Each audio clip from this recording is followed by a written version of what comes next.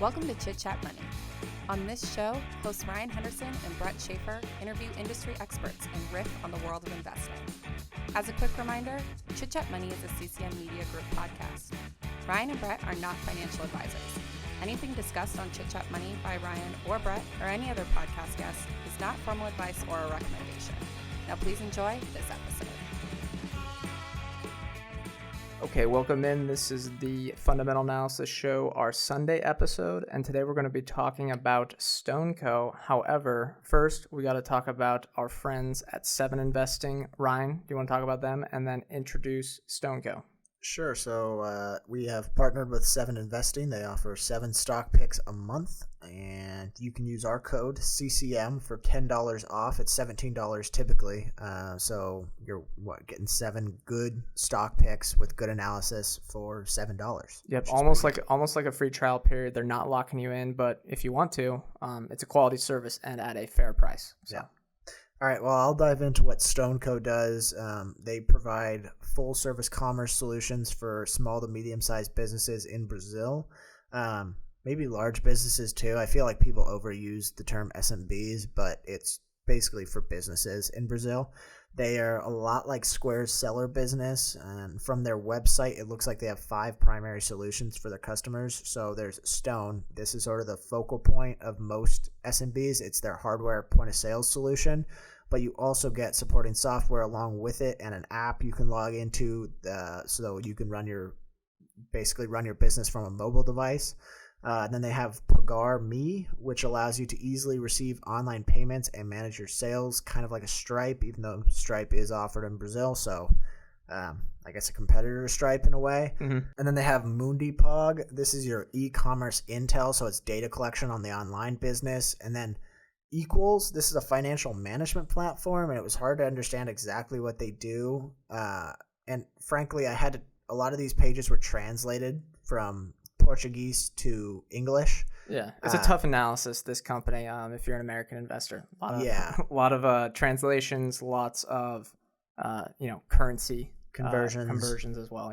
Yeah, their 5th one was called Capta, and listen to how vague this is. The only thing that described it said, Capta enables you to work with various brands, issue tax receipts, blend with your business automation to get even more control on your sales. Yeah, what does that even? Seems like a lot of. How does it describe what they do? Yeah, it's a lot of jargon. Lots of jargon there. Okay, work with various brands. Are they just a marketplace? I mean, I guess the tax thing is kind of nice.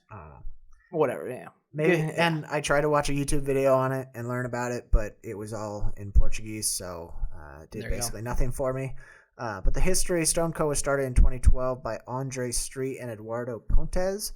Both the founders had already spent a decade working in the electronic payments industry before starting StoneCo. And it was started as a software that allowed merchants to accept digital payments. So they were linking a cardholder's account to a digital payments network and then to the merchant themselves.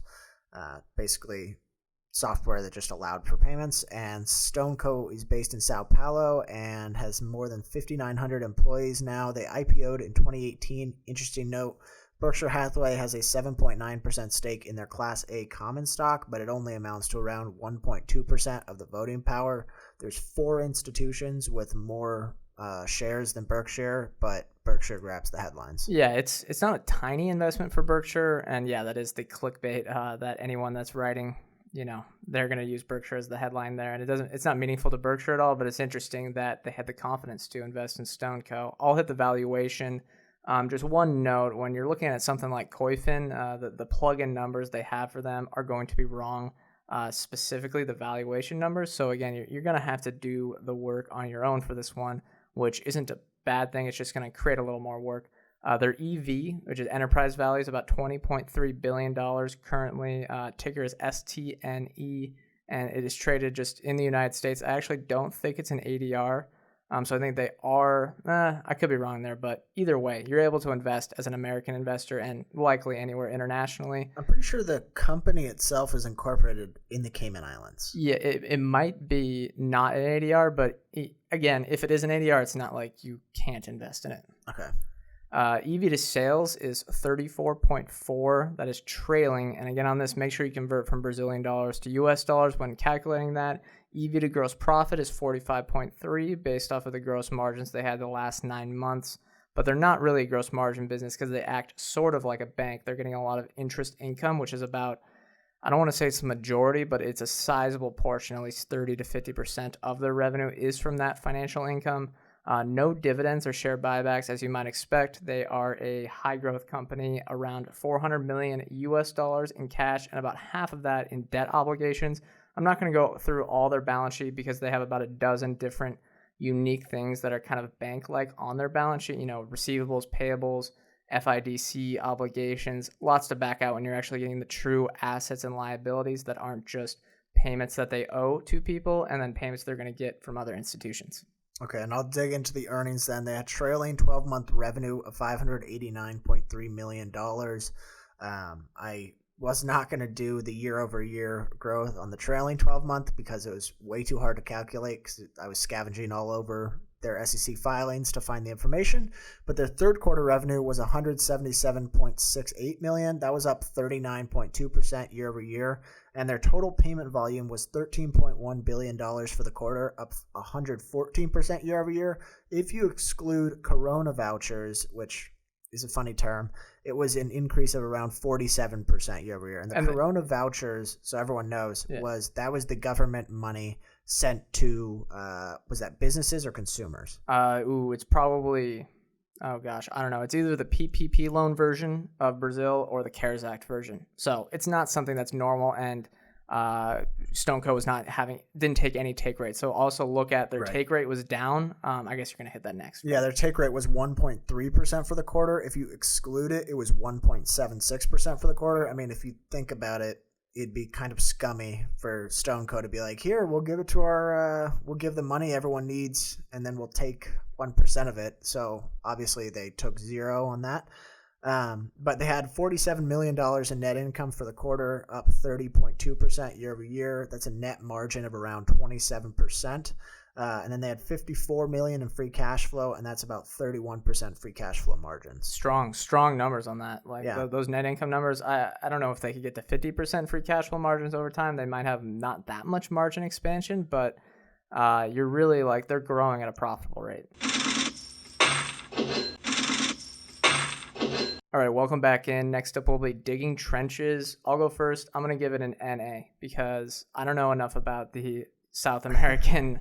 Look, if you look at the business in a vacuum, I would say yes, because there's a high switching cost. They lock people into all their software offerings, and it's probably in between 2 and 3. However, there's Mercado Libre, there's PagSeguro, there's StoneCo.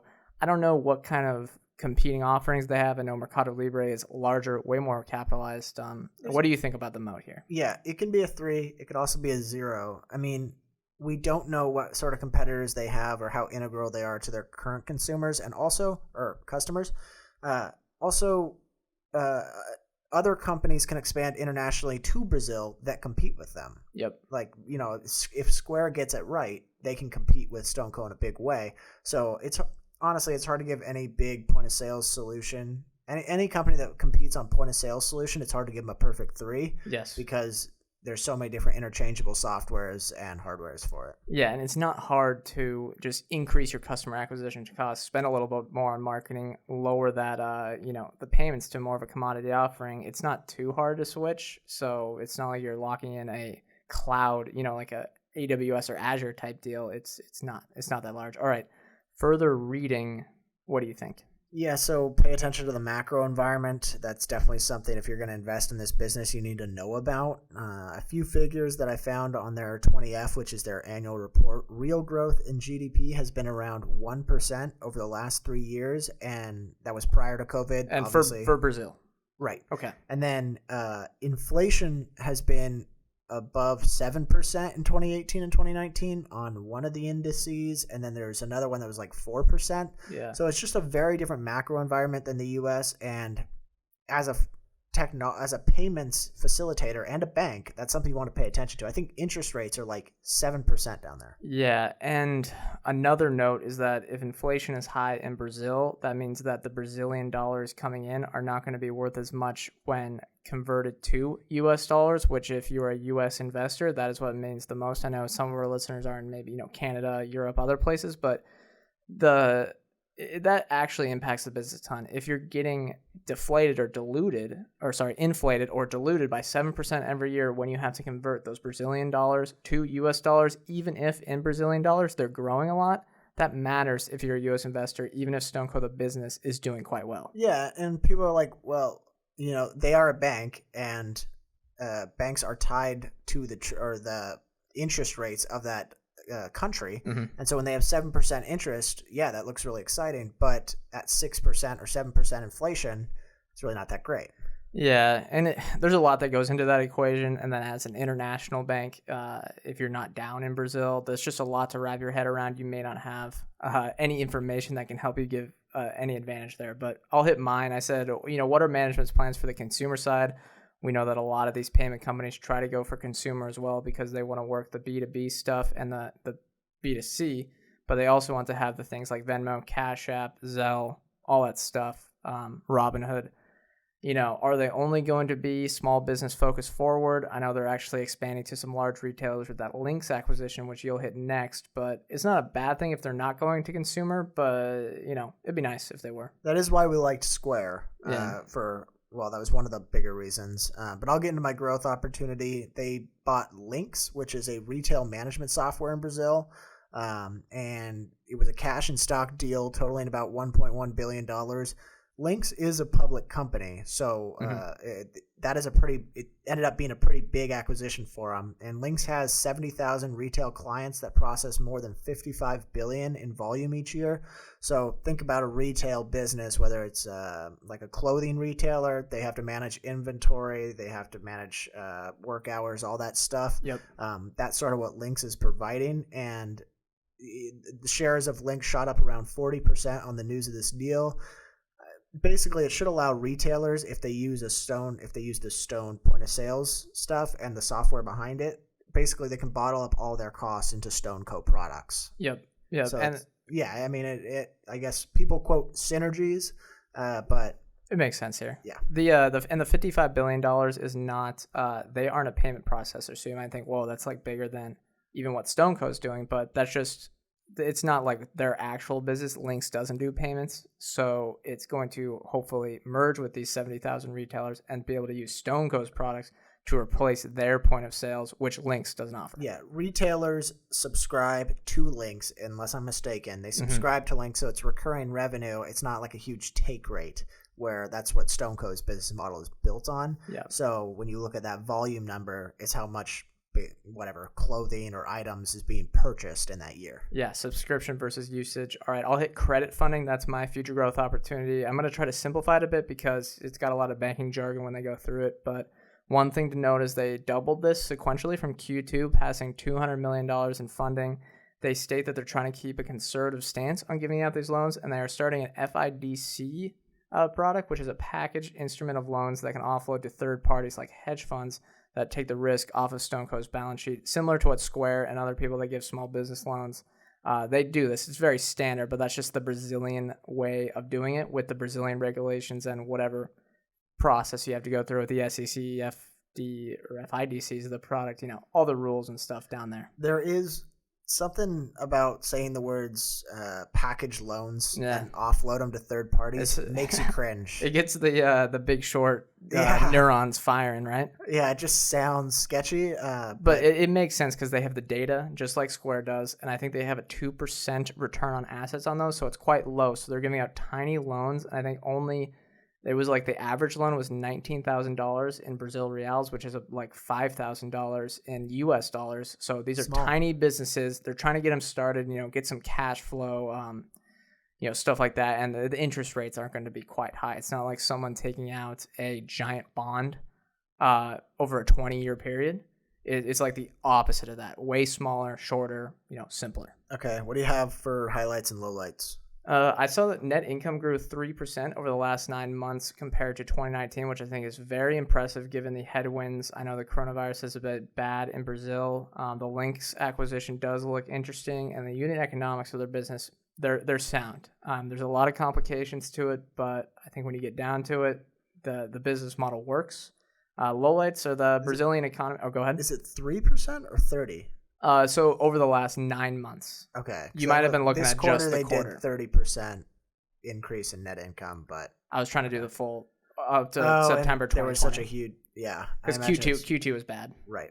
Okay, keep going. Lowlights for me, Brazil economy. It means you gotta think there's gonna be more upside here if you're gonna take the risk, like those macro things that people talked about, that Ryan talked about earlier. Versus a U.S. or European business. If I'm expecting a 12% return from a United States business, I may be expecting 16 to 18% for something like this because you're taking the risk. It's an international investment, and it's a little complicated. So investors may not want to get bogged down in the numbers. You may miss some things because there's, a lot of things that aren't standard with this business. But conversely, this could be a good thing if enough people ignore the numbers. If you follow this business closely enough, you can see when things are moving in the right direction. And a lot of people in the market, at least in the United States, may not be paying attention or may not understand them.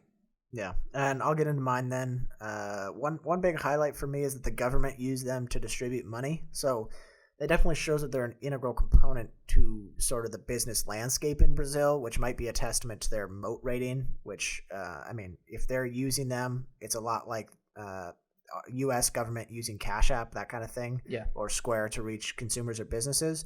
So, that is a testament to their business. They're growing fast. They're powering SMBs in a lot of ways. So it's not just that one focal point, the point of sale solution. They're adding a lot of adjacent products so can kind of land and expand within their customers. But Lowlights, honestly, I couldn't tell you what the business actually does. And I can give you like the jargon of it. It's payments, fintech. But for most of the businesses I own, I like to be able to draw it out. I couldn't draw it out with StoneCo. And so, and the other part is like Square. I don't think I would have ever bought Square if I hadn't encountered it in person and realized that it's helping small businesses in such a big way. Like, I'd like to be in Brazil and see it. I know that's sort of a lazy excuse, but I don't know. There leaves a lot of uncertainty when you actually don't get to witness the product in any way. Yeah, I guess another way to boil it down is if I would think, okay, if it takes a few weeks to get introduced to a new company, to then understand it and then kind of set it up either on your watch list or like, okay, I might start buying a few shares here. Maybe it takes a month. For StoneCo, I think it might take 5 times as long.